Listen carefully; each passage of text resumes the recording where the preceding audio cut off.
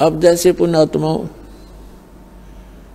ये त्योहार मनाए जाते हैं, एक भक्त कह रहा था, एक नहीं बहुत से ऐसे भक्त में मिलते हैं, एक दो याद रह जाता है।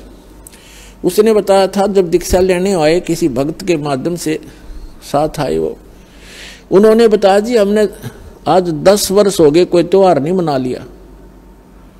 कारण क्या है कि कभी तो हमारा एक 5-4 मेरे चाचा ताऊ 5-6 भाई थे, उनमें कभी तो किसी की मृत्यु हो जाती है, किसी खास जवान की, कोई बहन विधवा हो जाती है या घर का सदस्य मर जाता है।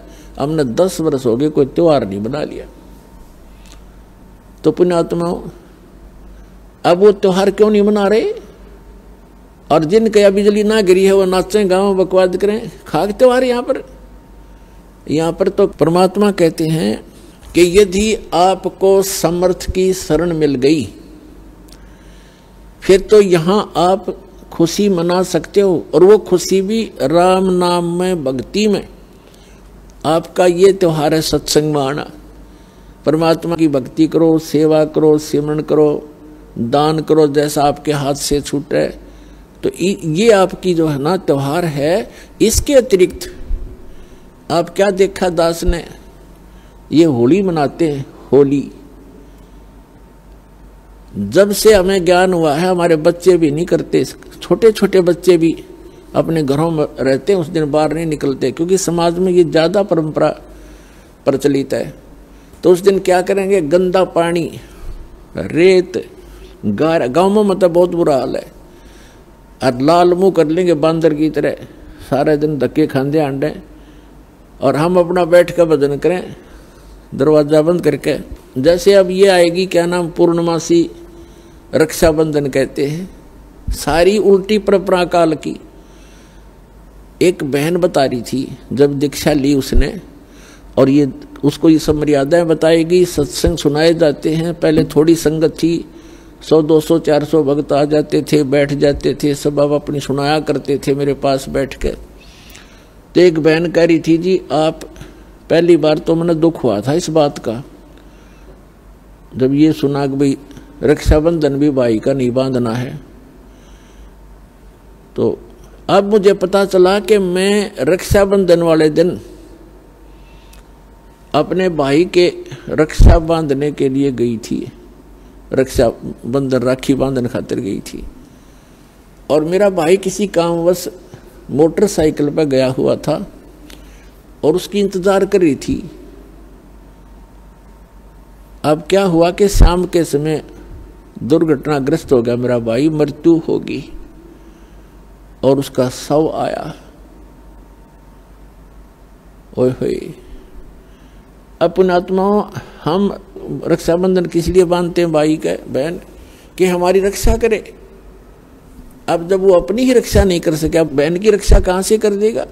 जो रक्षा करने वाला है परमात्मा का रक्षाबंधन बांधो, और उसका रक्षाबंधन है पुण्यात्माओं, उसका नाम लो, उसकी शरण में आ जाओ। भाई की भी रक्षा और बहन की भी रक्षा, बच्चों की भी रक्षा, अपनी भी रक्षा, पति पत्नी की भी रक्षा। तो हम भूल चुके हैं इन परंपराओं में, परमात्मा को भूल गए और अपने ही इस मकड़ी वाले जाल में फंस कर जीवन नाश कर जाते हैं। तो पुण्यात्माओं इन परंपराओं से हमने वापस होना पड़ेगा और उसी मार्ग पर आए। हम जैसे सफर कर रहे हैं तो सफर के अंदर ज्यादा सामान लेकर के नहीं चला जा सकता। तो ये जितनी परंपराएं हैं ये हमने लाद रखी है बेमतलब की, इनसे हल्का होकर ही हम इस सफर पर सफल होंगे और इनको हटाना होगा। अब आप देखते हो कोई भी त्योहार है, 2 किलो मिठाई लेके कोई इधर भाग रहा है, कोई इधर भाग रहा है, और एक परंपरा बना दी कि इतना सामान तो उस दिन लेके जाना पड़ेगा।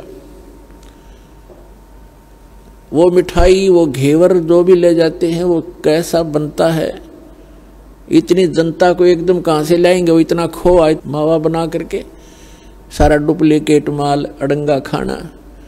तो पुण्यात्माओं पहले इस लोक में ये खुशी मनाने का स्थान नहीं है।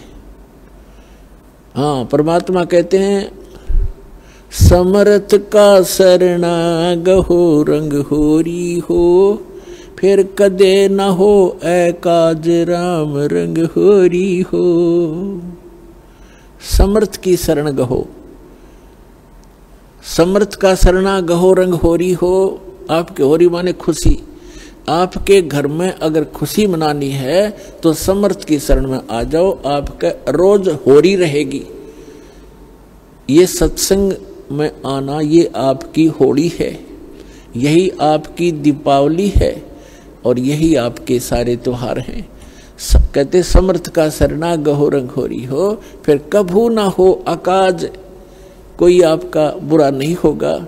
राम रंग होरी हो, राम के नाम की या खुशी बनाओ। फिर तो इस प्रकार हमने इन अपनी मर्यादाओं को भी सीमित करना है और भक्ति तभी हमारी सफल होगी।